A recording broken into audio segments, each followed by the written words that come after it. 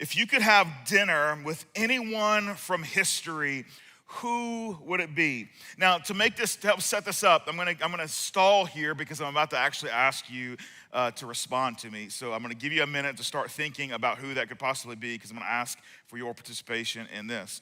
So it's gonna be like tables of three. So we're gonna get three guests. You don't get to choose all three. You just get to say one, and then I'm gonna get some other two people to fill in, and then we're gonna kind of create this table together. Here's the rules though.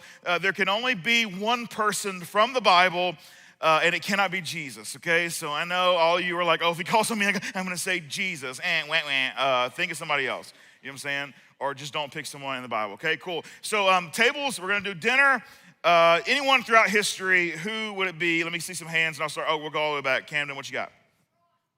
I'm sorry, say it again. Ron? LeBron James. Okay, so LeBron is at the dinner table. Who's LeBron having dinner with? Let's get someone from over here. Yes, sir. You got to talk louder. Pontius Pilate. Okay, gotcha. I was like, the pilot of what plane? Spirit Airlines, they are all free right now from what I hear. Yeah, that's right.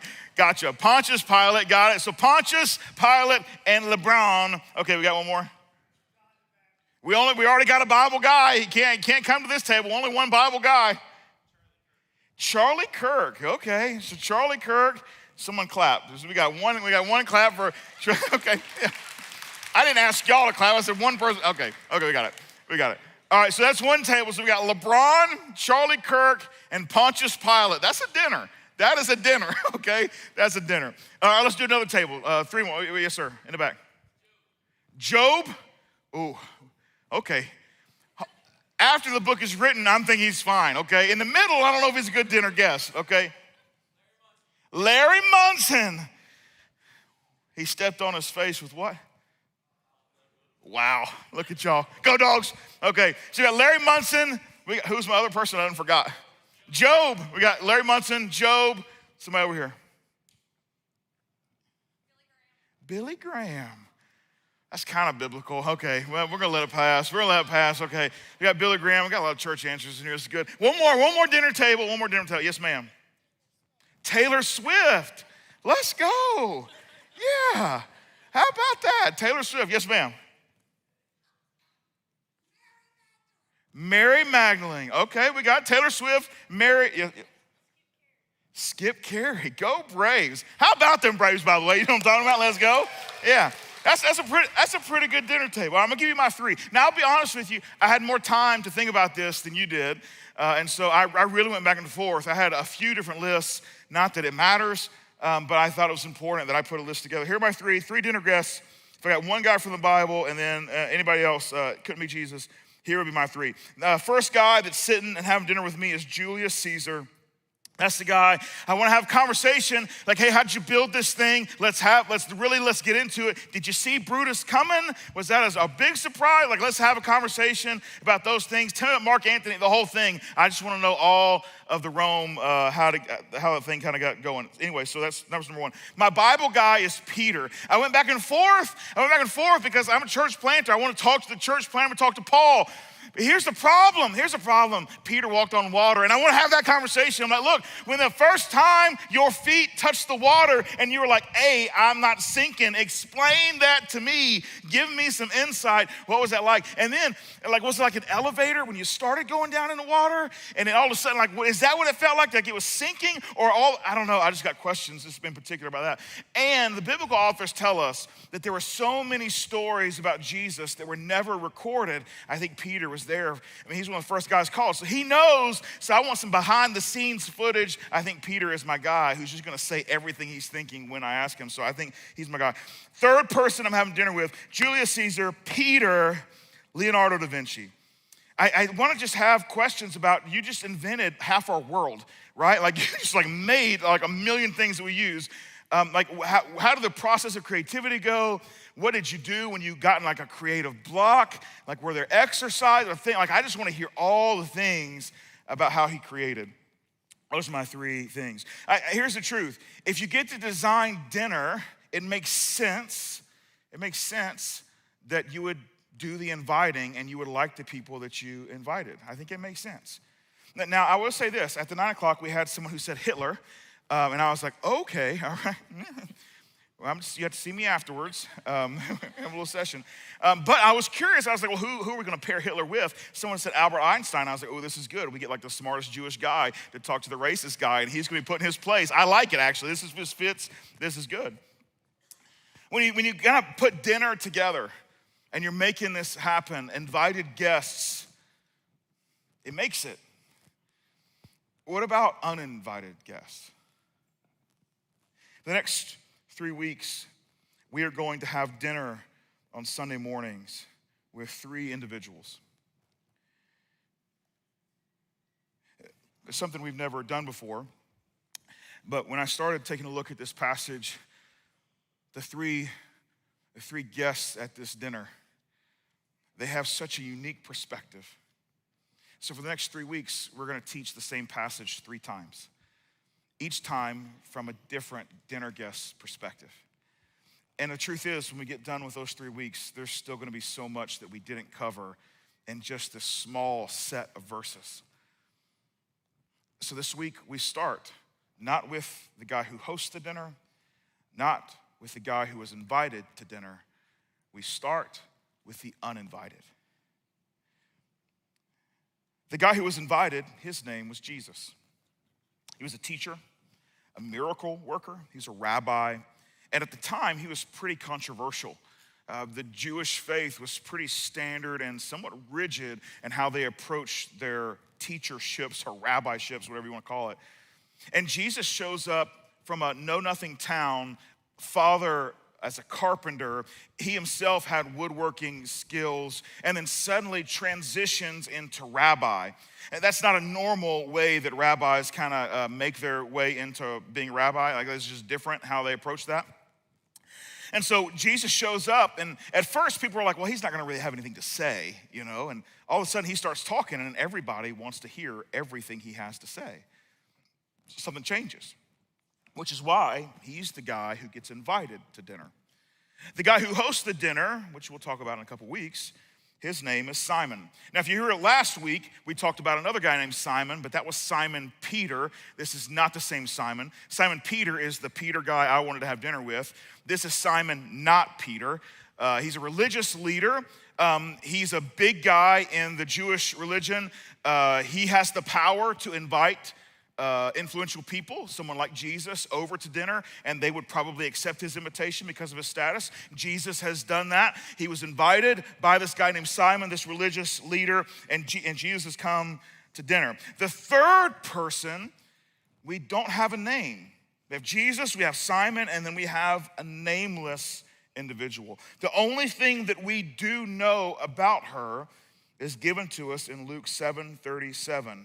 He tells us this: a woman in that town who had lived a sinful life. And it's this woman, this nameless woman, that we're going to study and take her perspective today.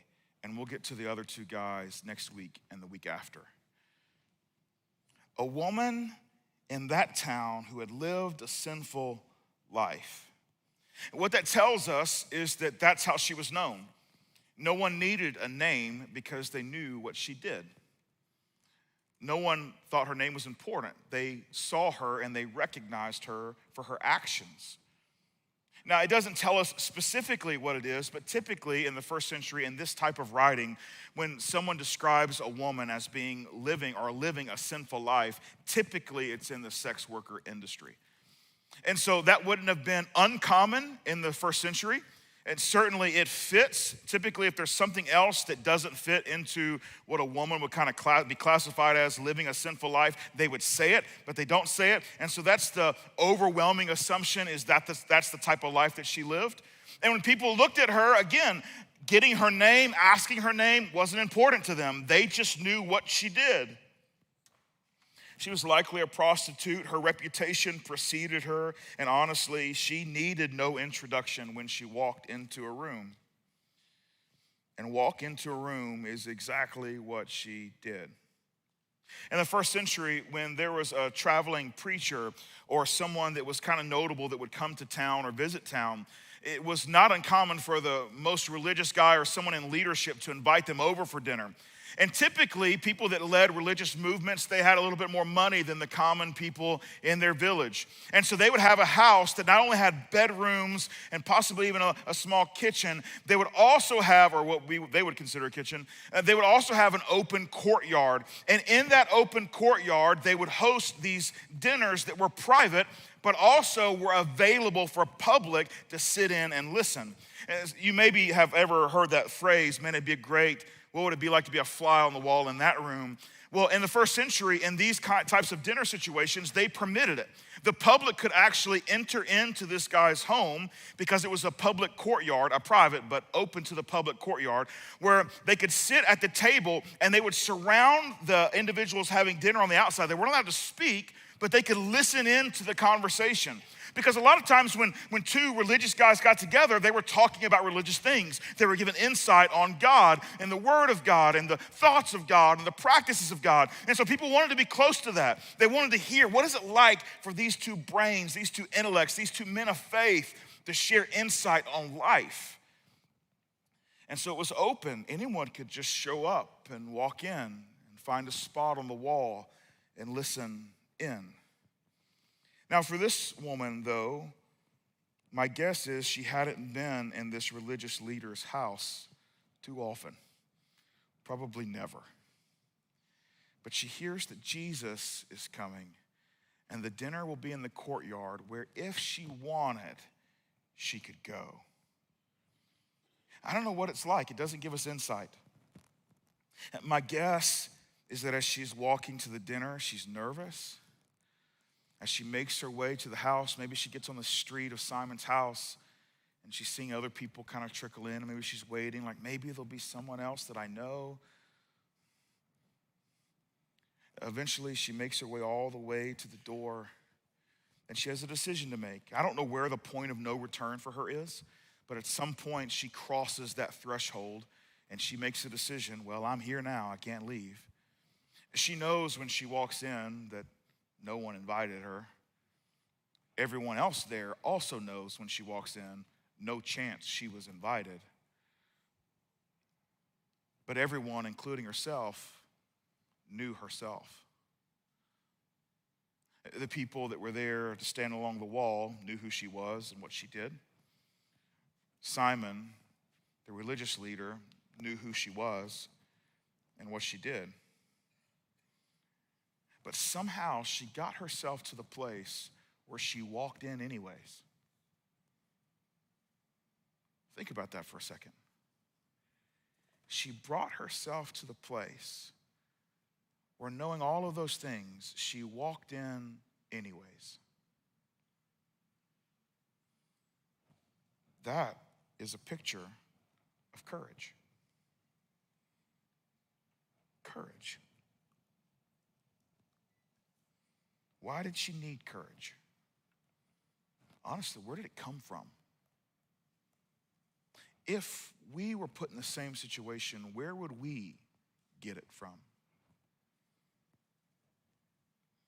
I want to spend significant time in one verse this morning. It's Luke chapter 7, verse 38. This is what she gets in return for her courage. As she stood behind him at his feet, weeping, she began to wet his feet with her tears. Now, this is what's happened. She's walked in. Not only did she walk in with some courage, she actually walked to Jesus. She goes to Jesus, and she's now behind him on the wall. Jesus is in front of her, which I know when we read this verse, we're like, okay, she stood behind him. She's weeping, and somehow her tears are getting on his feet. And the last time we checked, our feet go under the table. Well, in the first century, feet don't go under the table. The first century, the table is almost on the ground. and you would recline at someone's house for dinner. And so your elbow, typically your left elbow, would be on the ground, and you would eat with your right hand. Your head would be at the table. You would lay down, so if the table is at the edge of the stage, Jesus' head would be there, and his feet would extend towards the wall. And so she's taken a place at the feet of Jesus because he's reclined at a first century Middle Eastern table. And as she's standing there, she's in his presence, and her first reaction is she starts to cry. And she starts to cry, and I'm sure, we've seen people that have become emotional in public. They try to, where's the tissue? Let me get my mascara type thing. And they're dotting, you know what I'm saying? It's like, just rub them. Like, you can't rub them, you got to dot, you know what I'm saying? Like, I don't know what it's called, dab, not dot. You got to dab, not this dab, that dab, you know what I'm saying? And so she's trying, but eventually she either runs out of tissues or she didn't have tissues. Something happened to where she begins to cry so much, it's described as it's making his feet wet. Now, I don't know how many tears have to fall out of your eyes, onto your cheeks, and then onto the floor for him to be described as she's making his feet wet. Like one teardrop, I don't think we're characterizing Jesus' feet as now they're wet. But it's this sobbing, this uncontrollable weeping where water is just pouring from her onto his feet.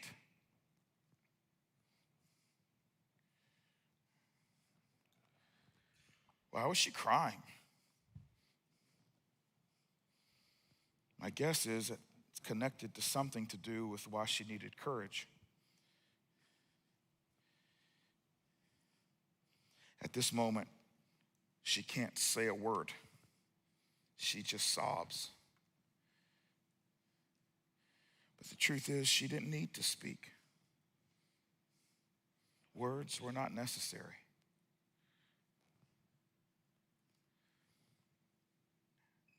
She doesn't stop with crying, though. Let's continue in verse 38. As she stood behind him at his feet, weeping, she began to wet his feet with her tears. Then she wiped them with her hair. Jewish women, in fact, most Middle Eastern women, would walk around with their hair covered, their head covered. And if they took that covering off, their hair could be down in the back, or sometimes it would be up. But at some point, she looks down at the feet of Jesus, and she realizes they're wet. And she realizes that she's caused that her grief was a catalyst for tears that overcame her to the point where the feet of Jesus is described as being wet. And so in her heart, I have messed this up. I need to fix this.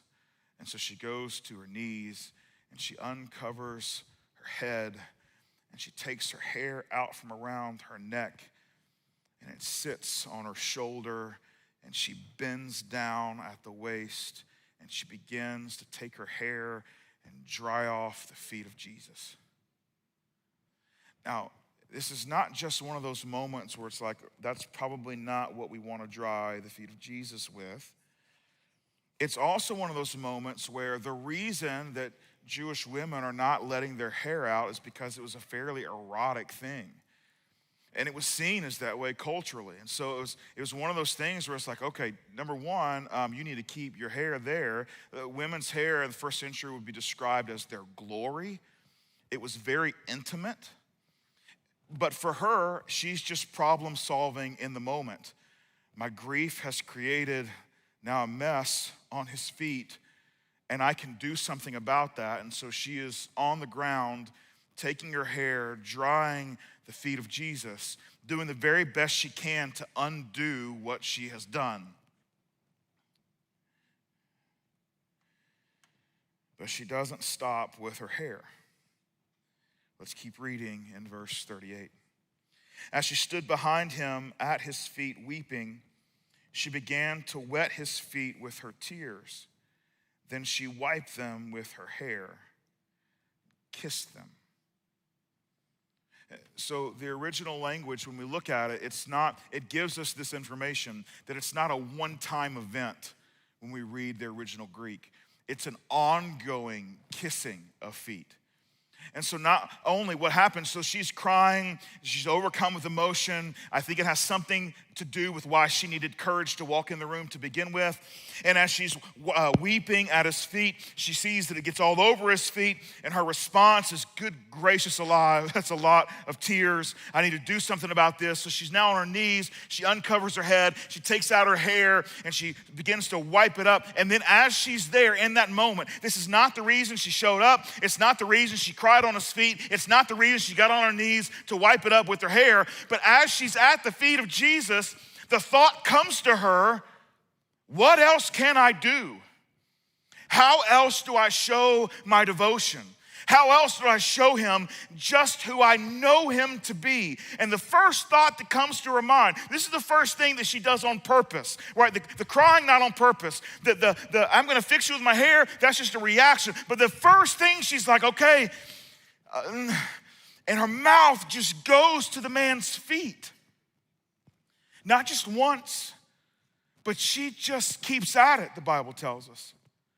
That she's sobbing and wiping and kissing his feet over and over again. Now we're gonna pause here for a second. What we're gonna find next week, we're gonna find that Simon, whose house this is, the custom is when you invite people over for dinner, you have an attendant at the door that when you walk in from the dirt streets, they wash your feet for you. That's the deal. We're gonna find next week, he didn't do that for Jesus. He didn't have someone. He would have done it for anybody, but he does not do it for Jesus. And so now, the only reason I gotta tell you next week is because it gives you a little bit of framing today, is that not only now, when she's crying, is she seeing her tears on the feet of Jesus, she's seeing her tears on the dirty feet of Jesus. And so you know what it looks like if you get dirt all over you and all of a sudden like a drop of water and it begins to run and you can kind of see the dirt streak. So now when she's crying so much, she's on the ground, now her hair is just taking off the dirt from Jesus' feet. And then she's overcome with emotion so much, she begins to put her lips on the dirty feet of Jesus. And as she pulls her face away, undoubtedly the dirt transfers from one foot to her face. And that is the scene that she has created at this dinner party as the uninvited guest. Dirty-faced, sex worker, uninvited to dinner, hair down, at the feet of a popular rabbi and a well-known religious leader. That's where she is. And she's still not done. Let's keep reading verse 38. As she stood behind him at his feet weeping, she began to wet his feet with her tears. Then she wiped them with her hair, kissed them, and poured perfume on them. She came with a bottle of perfume in an alabaster jar. In the first century, women would often have around their neck a jar where they would have perfume in it. But this wasn't like something we would think of, like if we've got cologne, we like spray it out or whatever, or maybe you're even thinking, okay, first century, they don't have the spray mechanism. There's probably like a cork or something that they open it up. This alabaster jar doesn't have an opening. Once it's sealed, and you would open the jar, you would break open the jar for a special purpose, for a special moment or a special event. Sometimes it could be at the death of a loved one or some special moment that happens in someone's life. But for her, it was this moment. She decided the alabaster jar of perfume around her neck, this is the moment she should break it open. And the thing is that this jar of perfume would be costly, like lots and lots of money kind of costly. The kind of money that if she ran into a really rough spot, she certainly could sell and it would get her by for some time. And she makes a very intentional decision to say, of all the times that she could use this, whether for her own financial gain or financial maybe freedom for a short moment in time in her life when things got difficult, or a celebration or a place of mourning to honor someone, in all of those times, she thinks, I'm uninvited, I'm a sex worker. I'm on my knees. My hair is out. I'm kissing this dirty man's feet. The next thing I should do is break open the most costly thing I have and pour it on his dirty feet. And that's what she does. And in this moment, everyone is staring at her thinking, she has lost her mind. Everyone but Jesus. I don't know why she just added one thing after another, after another, after another, after another, but she just kept going. But the reason she kept going is because Jesus let her. The first time someone cried so hard to cry on your bare feet, my guess is we would probably move our feet. And then we would probably say, can I get you some tissues? Jesus doesn't do that. Jesus keeps his feet right where they are. And every time she takes another move or makes another move towards him, he continues to allow her. Jesus defends her posture with his given permission. The woman hears Jesus say two things. Now, there's a conversation we're going to get into next week where Jesus doesn't talk to her for a moment. He actually has a conversation with Simon. Simon's got some thoughts on what's happening, and the two of them have a conversation. Now, whether she was solely and focused on every word Jesus was saying, we don't have a lot of clue into that. We just know it wasn't a conversation with her. It was a conversation between Jesus and Simon, and we're going to get to that. The first thing that she hears Jesus say to her, in her direction, directly, straight at her, is this: your sins are forgiven. The first thing Jesus says to her, the first time Jesus makes eye contact and speaks in her direction, the very first thing, your sins are forgiven. Jesus is speaking directly to her past. We ask the question, what would cause her to weep? And then we surmise that it probably had something to do with why she needed so much courage to show up to begin with. Jesus gives us the answer: sin. She needed courage because of her own sin. She needed courage because she knew that her sin disqualified her. It disqualified her from Jesus. It also disqualified her from dinner. That her sin took her off the list. And she needed courage to show up in a place where she wasn't on the list. And Jesus answers her call simply: your sins are forgiven. Now the question becomes, are they speaking the same language? When Jesus says sins, does she know what he means? When Jesus uses the word forgiven, does she understand what he's saying? If we take a moment and make sure everyone's on the same page, sin is any time we fall even the smallest bit short of God's expectations or hopes for us. It doesn't matter if we miss by a mile or we miss by a millimeter. Either way, sin is sin. So even the tiniest measurement, the millimeter off course, the way you could think of it is like a bullseye. Anything not perfectly in the middle of the bullseye would be considered sin. That's the way it works. And sin stacks up on all of us. Sin piles up with all of us. Now, I know I've told this story before, but it was formational for me. I got in a ton of trouble at school, and I don't remember, even to this day, I don't remember what I did. I did something to get called, and they had to come pick me up, right? My grandfather came to get me. My dad for sure was gonna get me later, but for right now, my grandfather was picking me up. That's what I mean when he came to get me.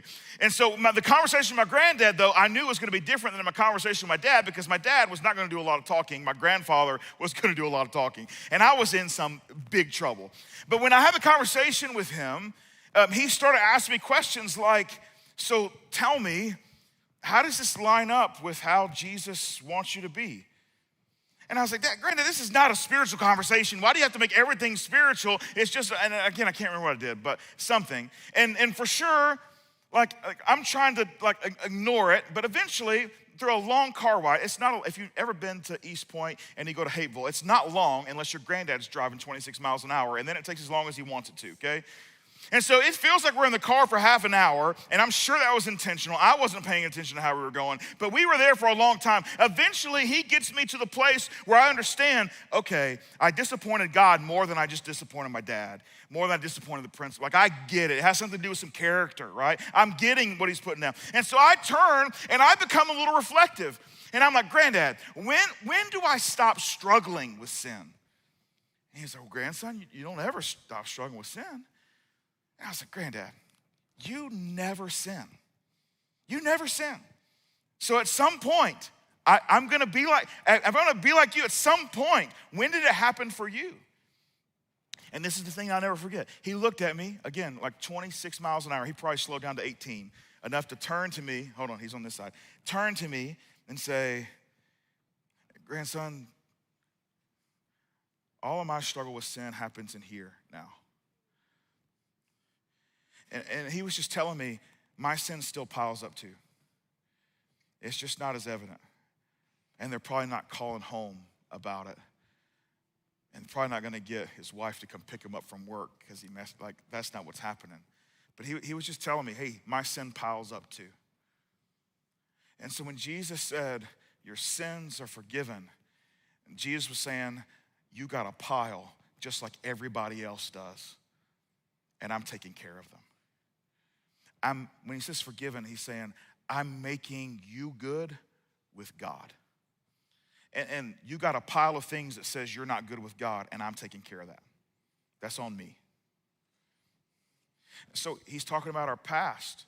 He said, hey, all the things you needed courage to walk in the room for, I got it. I got it. But he doesn't stop there. He then directly talks to her about her future. The next thing he tells her is this: your faith has saved you.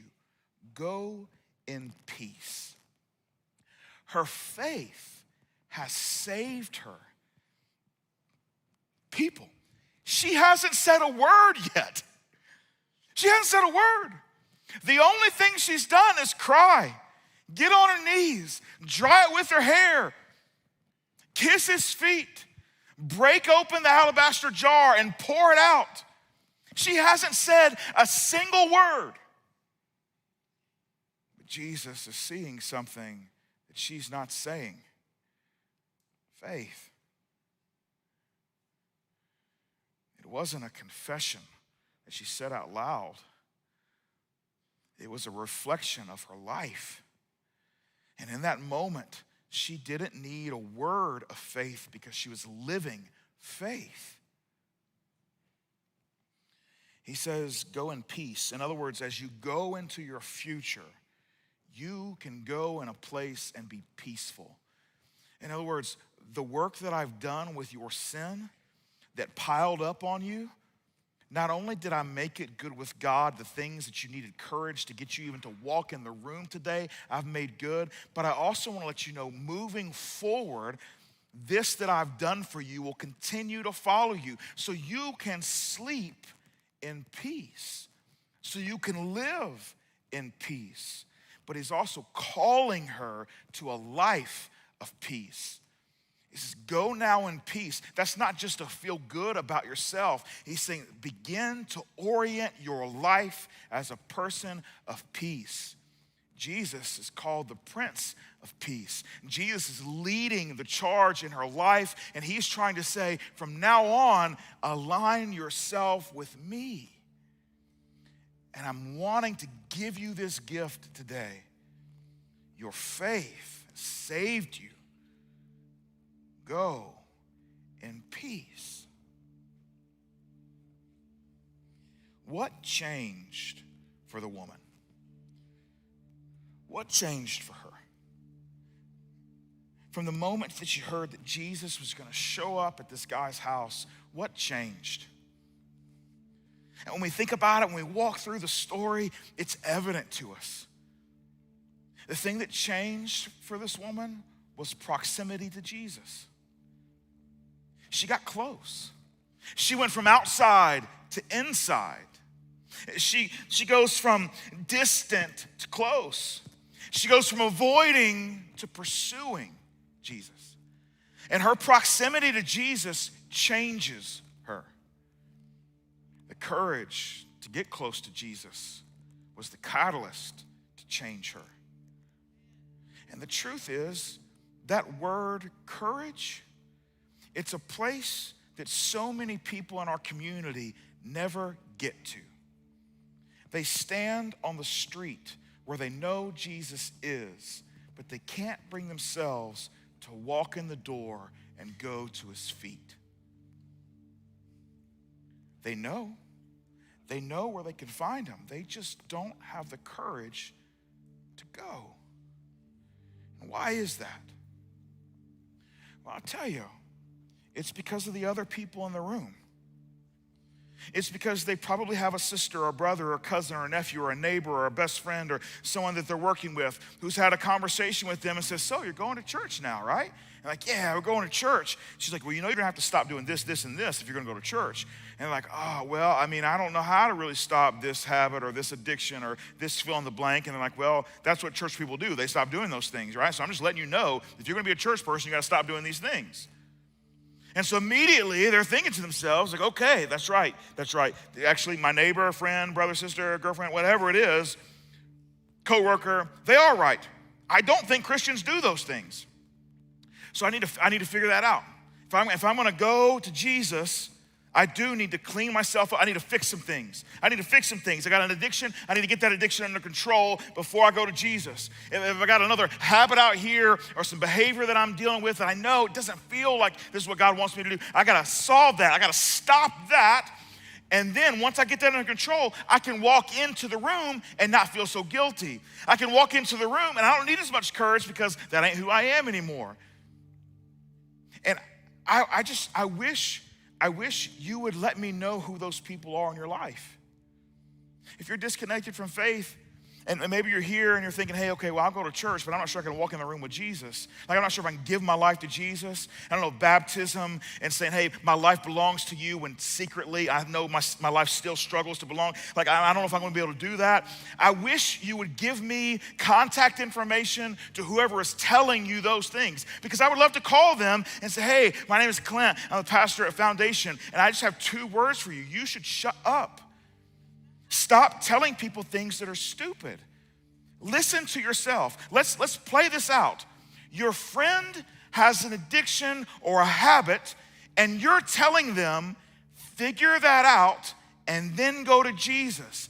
And there's nothing in the Bible that says that. Jesus is saying, if they're my children, I want to help them with whatever it is they're struggling with. I want to be a part of their plan to overcome what can't be overcome. I want to be a part of the conversation that says, no, this is how we're going to walk in this freedom that you're experiencing. I want to be a part of the conversation. Don't figure it out because your plan without me is doomed to fail. I'm perfect, and you've got a pile of sin that I will do something about. I don't care how big the pile is, but include me. She walks in the room without anything figured out. And Jesus doesn't shy away. He doesn't shrink back. He's not offended. The thing is, in the first century, when a sex worker would get close to any person of faith, if they were to make contact with them, that person immediately became unclean. And Jesus sees her getting close to his feet, and he knows what it's going to cost him in the eyes of the Jewish community, and he doesn't move a muscle. Because he says, bring your filthy to me.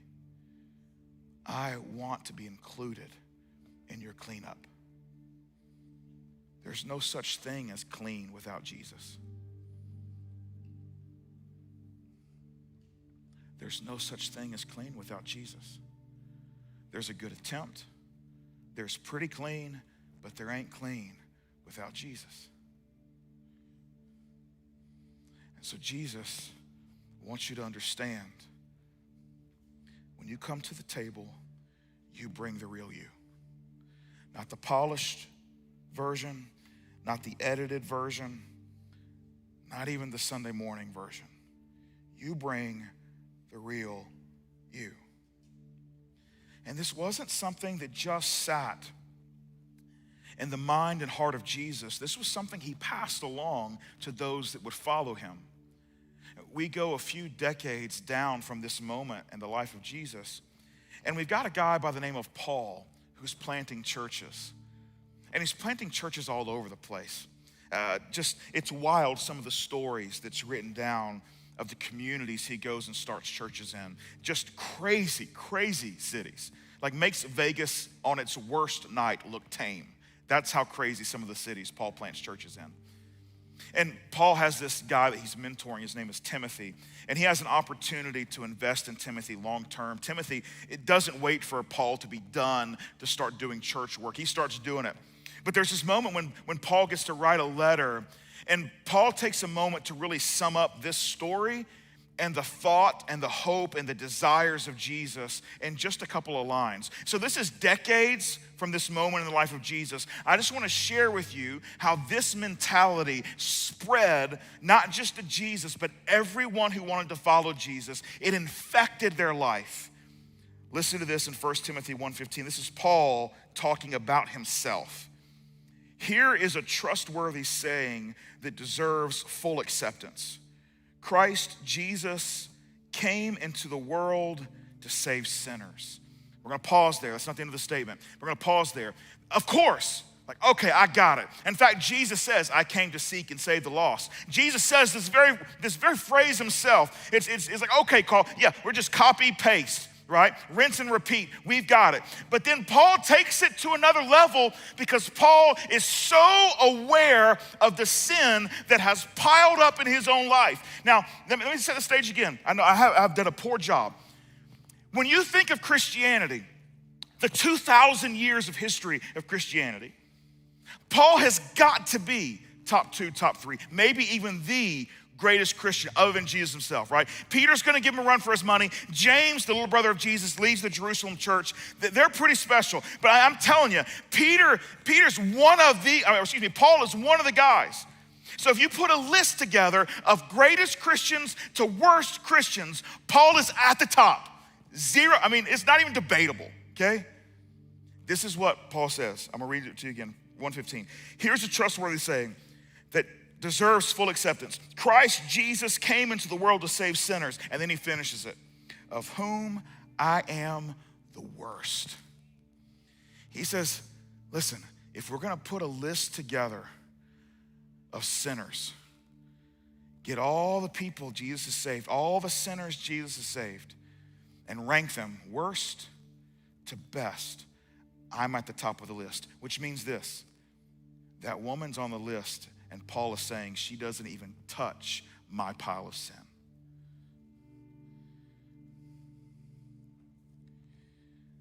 That's what it means when Jesus says, bring the real you.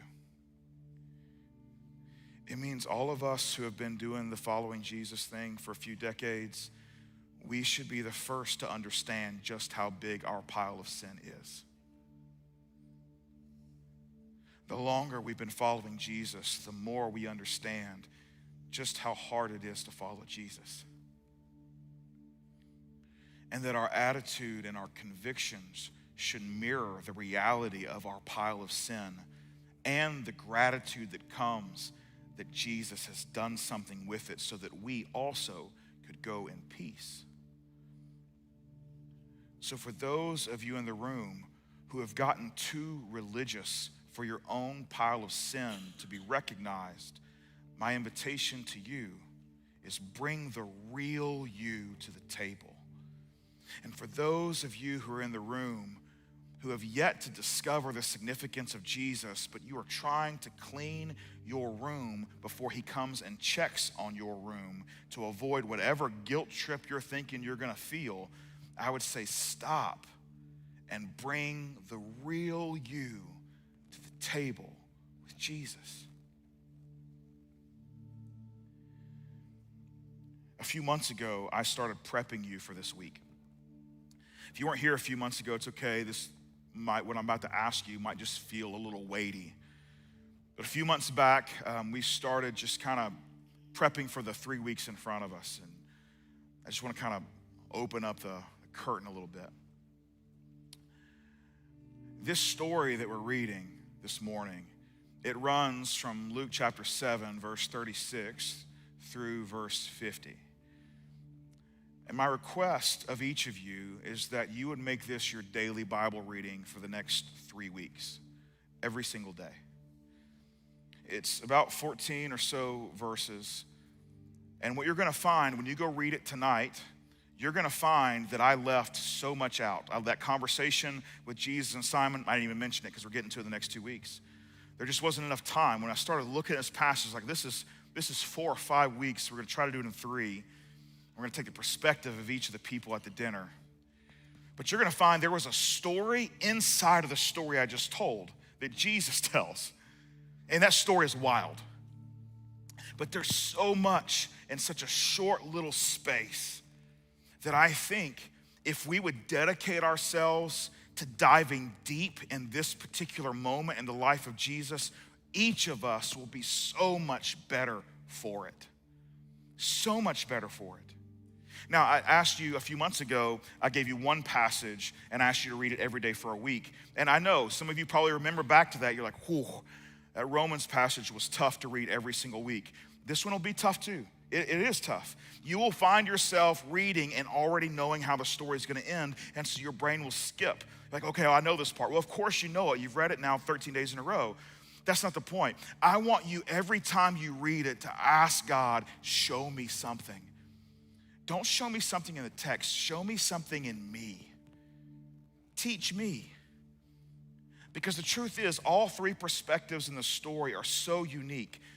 The reality is that each of us show up in all 3 of the individuals we're going to talk about. And we will find a little piece of us in all of them. And each one of them have so many great lessons to teach us. That honestly, if you could remember the cross and the resurrection of Jesus and you could remember this story, you've got about as much as you need to live a faithful life. It doesn't really get any clearer than these 14, 15 verses in front of us. It is so good. So for 3 weeks, as a church, we're going to focus in on a story that is so gospel and discipleship driven. It's both ends.